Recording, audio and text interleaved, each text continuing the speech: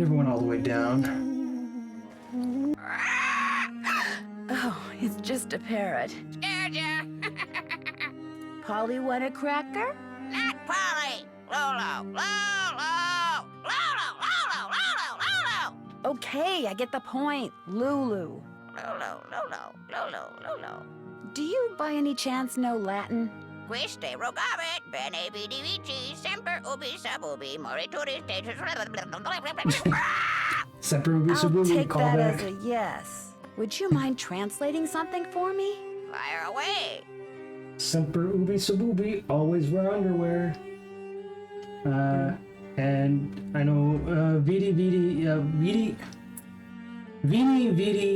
Vici is the vulgar pronunciation. I believe Caesar, when he actually said that, said weenie wiki. They pronounced the V's differently. If you pronounced it as a V, it was considered vulgar Latin. It was like the peasant speak. But if you were educated and have high status, you would pronounce it as a W. And I think it was originally pronounced as a W, and it eventually more people pronounced it as a V for some reason. Yeah, go ahead. But it means I came, I saw, I conquered. Bruma. Oh, okay. I think that's like winter, vernum, maybe. Autumnalis is obviously like fall.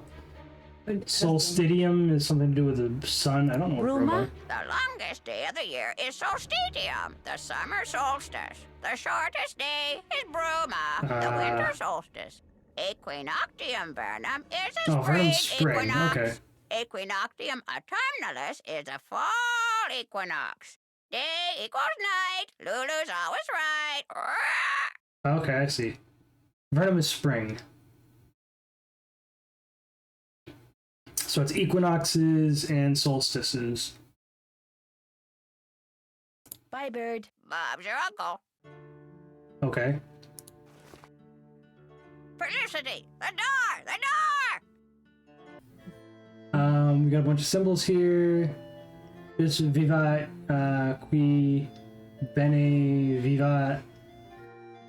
I wish I could remember more Latin.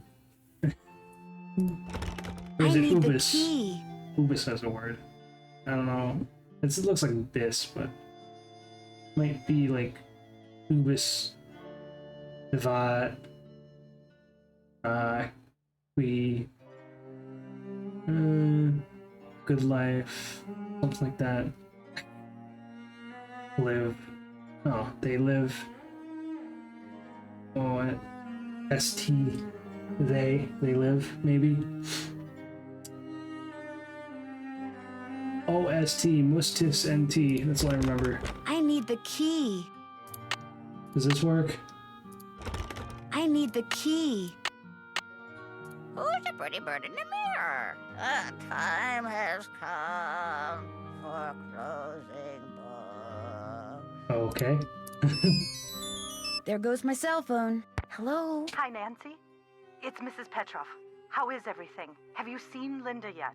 Literally speaking, no, but I did talk to her. Not that she told me anything. I'm just about at my wit's end. I've never known her to act like this. The last doctor that examined her said that aside from a little dry skin, which is not unusual for her, she was perfectly fine. Why is she hiding behind that curtain? I have no idea. When I was out there last week, I got fed up and pulled the curtain back. She threw a fit, but otherwise she looked absolutely normal. A little pale, perhaps, but who wouldn't be pale, cooped up like that? Something has changed her. Something in that house. Hugh is just as bewildered and upset by her behavior as I am. Please get to the bottom of this, Nancy. You're our last hope. Where is Hugh? He was called to Rome. As a diplomat, he's always being called out of the country without warning and without any say in the matter. He'd much rather be there with Linda, although Mrs. Petrov? Are you there? it's just that Hugh said it hasn't been very easy for him to talk to her lately. Whenever he calls, which is at least once a day, Linda always seems to fly off the handle for no reason, which doesn't make sense. Linda has always been extremely level-headed and even-tempered. She never gets angry. At least she didn't used to. Who exactly is Mrs. Drake? She's Hugh's aunt. She's taken care of Blackmoor Manor ever since her brother died.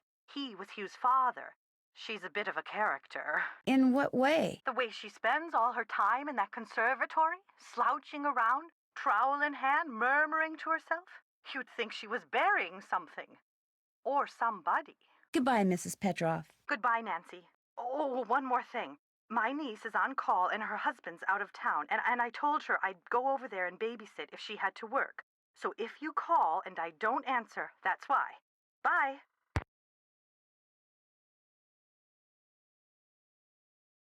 I can't leave Blackmoor yet. Why not? Looks like a piece is missing.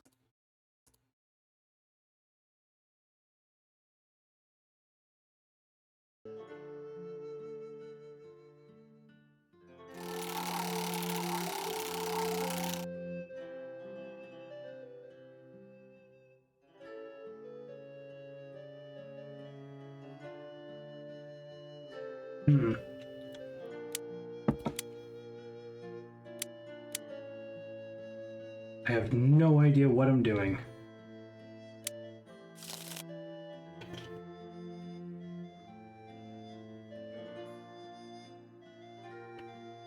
I have no earthly idea of how to play this.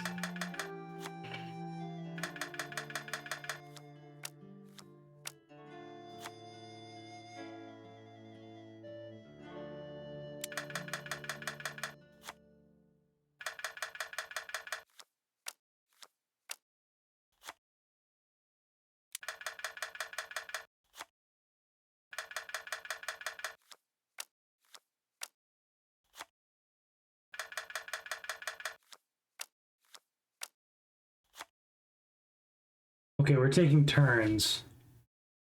Or we were. Okay, so am I selecting a card to verse her? I'm unclear. Got a mask. Do I take the mask? Is that what happens?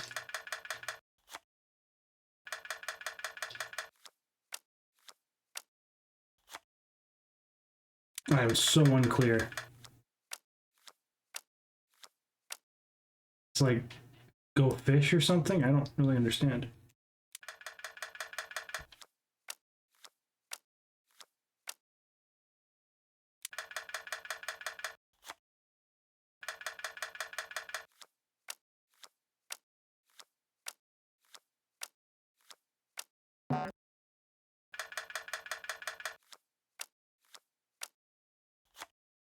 I think it is go fish.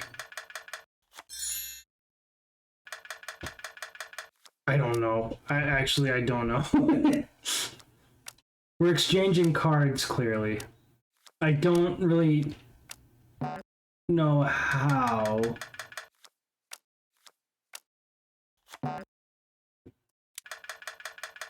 But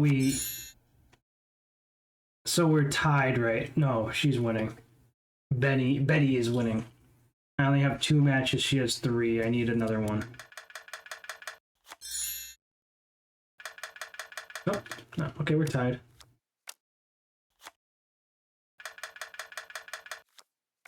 I think it is go fish.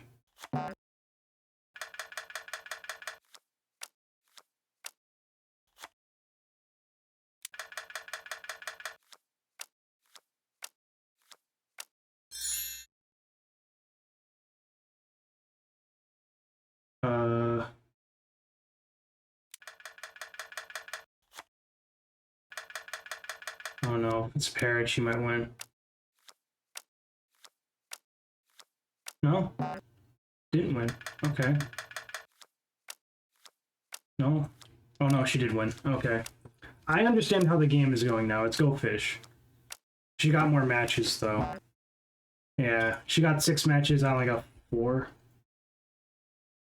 So what happens if we win? We can, yeah, I win.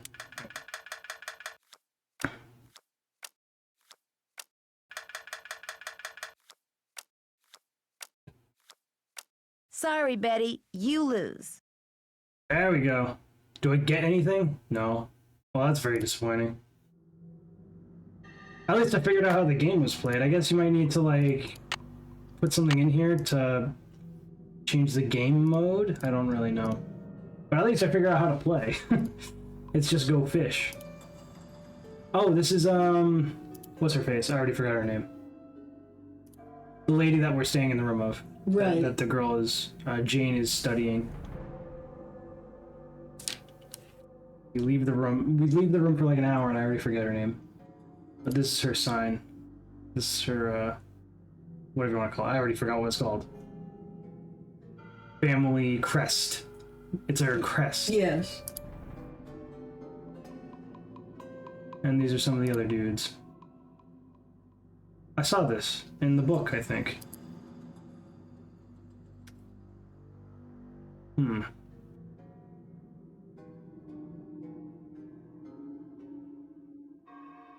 And there's more. A lot of family crests. Oh boy.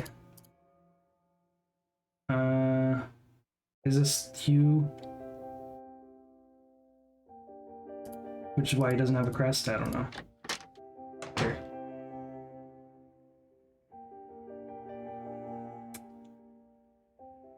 Cricket.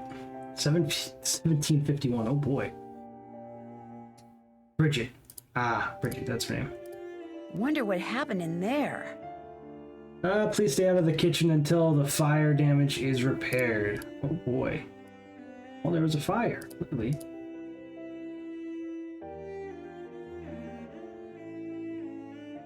Lovely mustache. Nothing to do with that painting. Now on the other side, more crests, but no pictures. These are the individual crests? I don't really know what's going on there. That's what it looks like.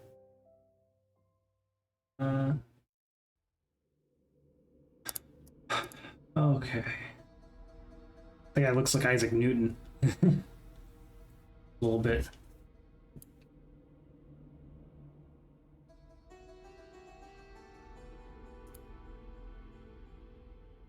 Wait a minute.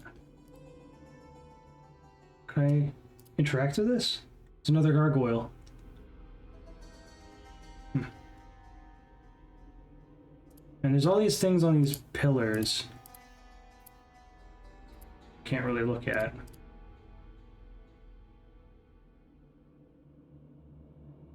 It's alright. Here's the conservatory. Can you only go that way? It's only a right path? Yeah. Lets you spin around, but you can only go one direction.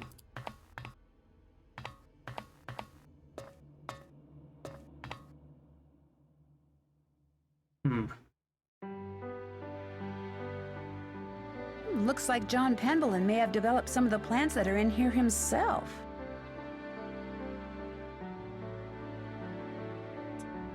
Hybridizers.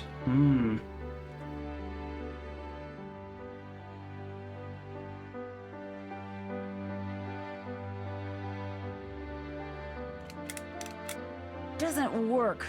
And there's no water.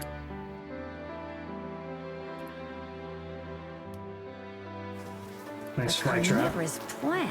Cool. That's probably not a good idea. Now, what do you mean? Messing with her plants is probably not a good idea. Phenazoline. So she has allergies. Yeah. Yes. Can cause drowsiness. All settled in? Good. I'm happy that you're visiting Linda, but I know how much you teenagers like your televisions and loud stereos, so I must insist that you act respectfully and civilly while you stay with us. Since my nephew Hugh is away on business, I am in charge of this household. And if there's one thing I cannot stand, it's noise. Hugh's daughter Jane is staying with us and would very much like to meet you, but please try not to distract her. She has her studies and mustn't be disturbed during her lessons. Do you know what's wrong with Linda? Oh, Linda simply needs some time to adjust to her new living situation. England is not the United States. We do things differently, or should I say properly, here. The doctor believes it's just a case of nerves. Properly, Her mother told me she refuses to let anyone see her. Is that true? I don't know, and the doctors don't know. No one seems to know anything. All I've been told is that Linda is unwell and that in her stead, I must look after matters. Now, please, I really do not have time to entertain you. You may have the run of the house, but do not break anything, and refrain from mucking about with items that aren't yours. 2 rules Jane seems incapable of following. And before I forget, our kitchen is being remodeled, so our dining situation is rather unorthodox. I've made arrangements with a local restaurant to deliver meals to us. There should be a programmed number for them on the phone in your room. Feel free to order whatever you'd like. I spoke with Mr. Tucker at the Boar's Head pub, but frankly, I'm not at all sure what he said. Yes, his language is quite colourful, isn't it? He's Cockney, you see. My brother Alan and I loved to make up Cockney rhymes when we were young. We'd drive our governess quite batty. Haven't got a pot of glue, haven't got a pot of glue. Ha! How we teased her. Pot of glue? A clue, dear. Haven't got a clue. Rhymes with glue, you see. The picture book in Jane's room. Do you know much about its history? My brother Alan found it somewhere in the house. He was quite fascinated by it, but he'd never let me look at it. This place must have quite a history. Where can I learn more? Go see Nigel in the library. He's going to write a book about our family history. What was your brother Alan like? He was quite remarkable. He taught linguistics and computer science and won many prestigious awards. He loved games, especially pranks, and was forever tinkering with this and that. I do miss him sometimes, but now he's gone. He died a month after my husband passed away, and ever since I've been here all alone. Until Hugh came back from the United States, that is. Can you tell me about Lulu? Lulu is a very old parrot. She must be over 80 years old. Please be very careful with her, especially if you feed her. Parrots have quite delicate constitutions, you know. I'm concerned about that thing I saw outside. It was purely your imagination, unless you saw a stray dog. But I will not countenance any histrionics about this issue. We have enough to worry about with Linda. And please do not get any ideas about going outside to investigate. I do not want you tracking mud all over this house. Goodbye. Good evening. Who's hungry? Who's ready for some nummies? Did you say something, Mrs. Drake? Not to you, dear. The fly trap. I don't think there's really anything we can do down here right now.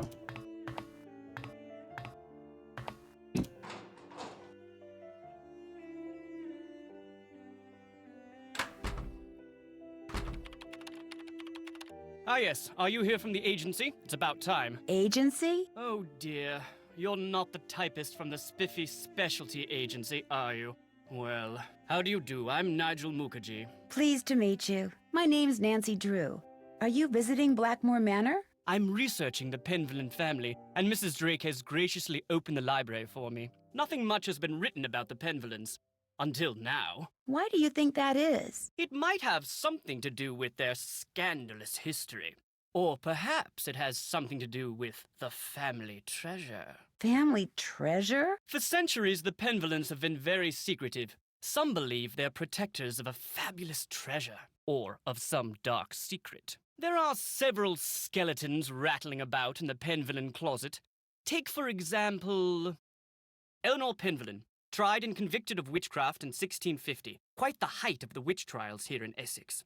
It was rumoured that Cromwell arranged the conviction. Cromwell? Oliver Cromwell? Ironsides? I suppose they don't teach history any longer in the US. Lady Penvillen was a rather vocal critic of Cromwell's policies and helped many of his enemies flee the country. Whether she actually was a practitioner of witchcraft is unknown, although many visitors to the manor during her tenure reported hearing strange, ghostly bells. Some even saw phantom hands floating about the manor, tolling their charmed chimes. You mentioned some kind of scandal with the Penvillin family? Well, having a family member burned as a witch can hardly be considered a mark of pride, I dare say. And then there's the whole business with the Blackmoor beast. Blackmoor beast? It's a story that's been told for generations out here. During the 1600s, many of the villagers reported seeing a strange beast with red eyes and giant fangs prowling the moors. They asked the mistress of Blackmoor Manor, Eleanor Penvillin, to put a bounty on the beast's head. But, oddly enough, she not only refused, she forbade anyone from hunting the creature. It was rumored that the beast was Eleanor's husband, whom she had cursed for finding out too much about the Penvillin secret. Mm-hmm. So I'm assuming they're trying to make you think that the bedridden lady, I already forgot her name, I'm bad with names, that she transformed into the beast, and she's the beast that Nancy saw when she first got there. Right. It's what the assumption is, or what they're trying to say. Oh, this is something you could think, you know? When I was walking up to the house, I saw something with red eyes that called out to me. Really? How extraordinary. Are you sure it wasn't just jet lag? Positive, and I heard it make this kind of growling sound. Perhaps it was the cursed husband of Eleanor Penvillin, prowling about the moors in search of lost Yanks. Very funny. Who are all those paintings of in the Great Hall? Those are the Penvillins who owned Blackmoor Manor at one time or another. Have you seen any runes anywhere in the manor? You mean like Norse runes? No, I haven't. I don't really know much about them anyway. Dead languages aren't really my bag, you know. I'll let you get back to your work. Tally-ho! Fascinating piece, isn't it? James Penvillin sculpted it in 1591, although it appears that wand was added at a later date. He was quite a flamboyant figure and never married, but one day, a child appeared quite mysteriously in the castle, and he took her in as his own. That was Eleanor, and many of the townfolk believed her to be a changeling or fairy baby. Mm-hmm. Odd.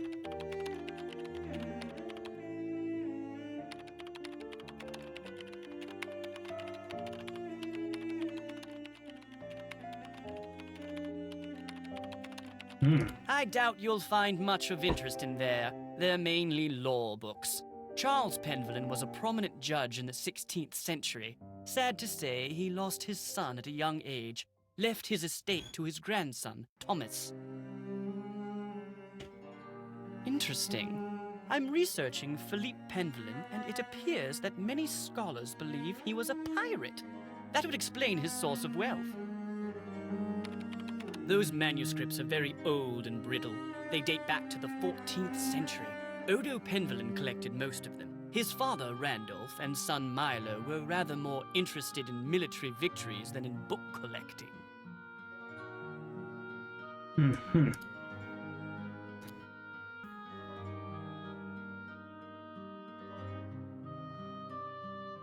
Achoo! Gesundheit. Donka. Okay. Those are mainly Penelope Penvillin's collections of French novels. She was a patron to a raft of artists, and her salon was quite popular. She was quite the libertine, even kept her maiden name after her marriage.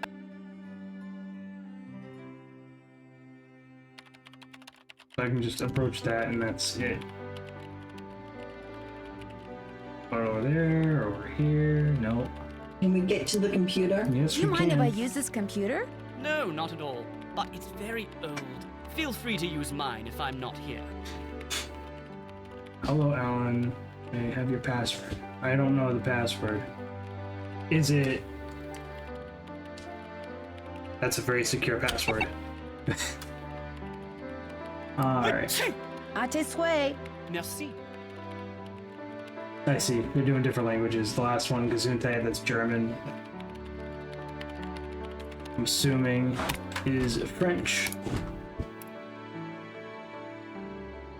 So now what?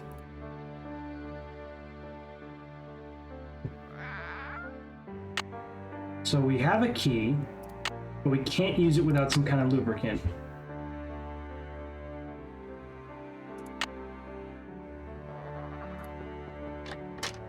That's Linda's room. I think that's her name.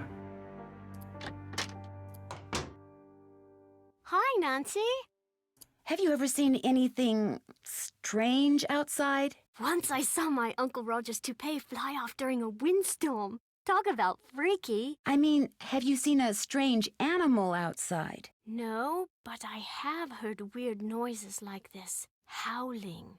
But not like a dog howling, more like something human. I don't want to think about that. It's scary enough having to live in this gloomy place. Do you think there's a treasure hidden around here? I highly doubt it. I mean, if there were, wouldn't someone have already found it? When I asked Ethel about it, she said that it's the Penvillian name and heritage that should be treasured. Blech. Do you know what the password is for the computer in the library? Yes, but I won't tell. Not unless you beat me at Skull and Bones. My friend Hulga bought this for me. It's like Go Fish, but you have to collect 3 of a kind of weird things like zombies and ghosts. You go first.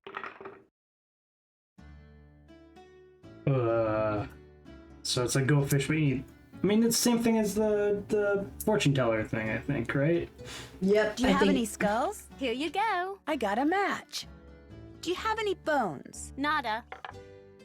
Any haunted houses? Go dig. Go dig. Yeah, it's go fish. Okay. Do you have Pretty any funny. witches? Here you go. Do you have any zombies? Dig. Any haunted houses? You're going to have to go dig. Do you have any tombstones? Here you go. I got a match. Do you have any bats? Here you go. Do you have any bones? Here you go. Do you have any witches? Nada. Any haunted houses? She's only asking for one thing. Do you have any coffins? Nada. Do you have any spiders? You're going to have to go dig. Do you have any zombies? Sorry. Do you have any spiders? Get out your shovel. Do you have any ghosts? Go dig.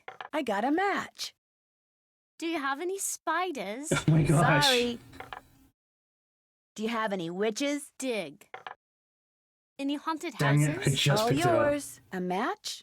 You're doing great. Wow, she's got one match. How many do we have? 1, bones? 2, All yours. 3. You got a match. Ah. Good for you. She's up to 2 matches. Do you have any spiders? Sorry. A match? You're doing great. Oh no, she's tied. Do you have any ghosts? Here you go.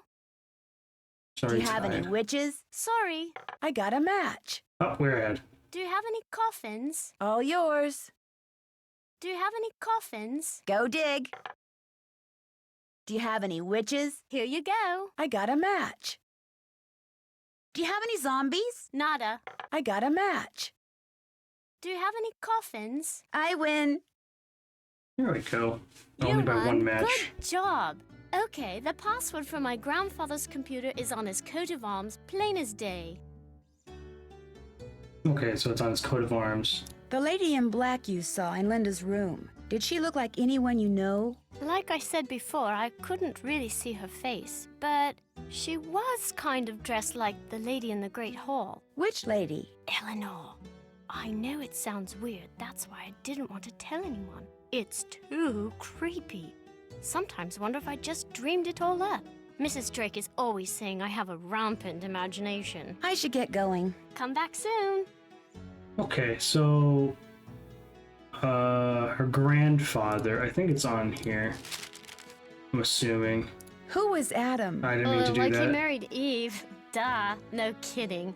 I actually don't know anything about him. I think he was the son of Hugo, though, but I forget.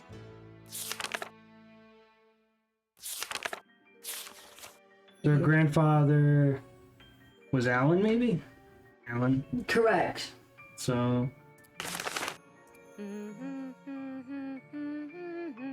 She said, Yeah. now where was the password? On his coat of arms. Oops.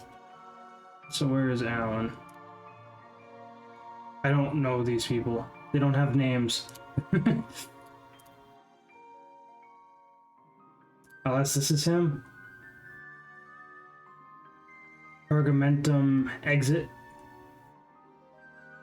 I'll try it. Pergamentum exit.